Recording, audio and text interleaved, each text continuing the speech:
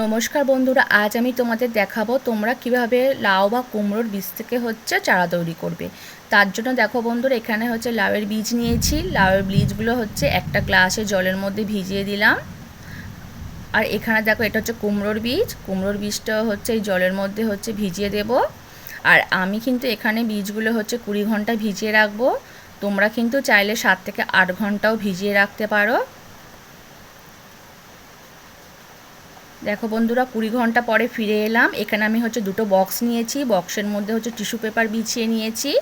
আর তোমরা চাইলে এখানে টিস্যু পেপারের বদলে সুতির কাপড়ও ব্যবহার করতে পারো। দেখো, টিস্যু পেপারের মধ্যে আমি লাউয়ের বীজগুলো ভালোভাবে সাজিয়ে নিলাম। এবার সাইড দিয়ে টিস্যু পেপারগুলো ভালোভাবে মুড়ে দেব। ভালোভাবে মুড়ে দেওয়া হয়ে গেলে ঢাকনা বন্ধ করে দেব, যাতে এর মধ্যে না হাওয়া বাতাস প্রবেশ করতে পারে। ওই একই রকমভাবে দেখো, এখানেও একটা বক্সের মধ্যে টিস্যু পেপার বিছিয়ে নিয়েছি। তার মধ্যে কুমড়োর বীজগুলো কিন্তু ভালোভাবে সাজিয়ে দেব। সাজিয়ে দেওয়া হয়ে গেলে টিস্যু পেপারগুলো সাইড দিয়ে ভালোভাবে মুড়ে দেব। ভালোভাবে মুড়ে দেওয়া হয়ে গেলে বন্ধুরা, ঢাকনা এঁটে বন্ধ করে দেব, যাতে না হাওয়া বাতাস প্রবেশ করতে পারে। দেখো বন্ধুরা, একদিন পরে ফিরে এলাম। দেখবো যে বীজগুলো থেকে কেমন শিকড় বেরিয়েছে।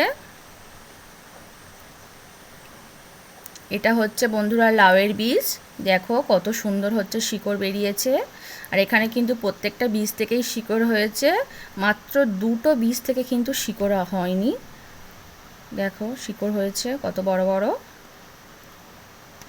এটা কুমড়োর বীজ। এটা থেকে দেখে নেব কেমন শিকড় হয়েছে। দেখো বন্ধুরা, কুমড়োর কিন্তু বীজ থেকে কিন্তু তেমন শিকড় হয়নি, মাত্র দুটো বীজ থেকে কিন্তু শিকড় বেরিয়েছে। আর যে বীজগুলো শিকড় এখনও বেরোয়নি, সেগুলো কিন্তু দুদিন এরকম ঢাকনা বন্ধ করে রেখে দিলে কিন্তু শিকড় চলে আসবে, কোনো অসুবিধা নেই। এই অবস্থায় তোমরা এই বীজগুলোকে এবার যারা জমিতে লাগাতে চাও জমিতে লাগাতে পারো। আর যারা ছাদ বাগানে চাষ করবে তারা কিন্তু একদম বেডের মধ্যে বসিয়ে দিতে পারো। দেখো আমার বসানোর একদিনের পরে এই চারা গাছ।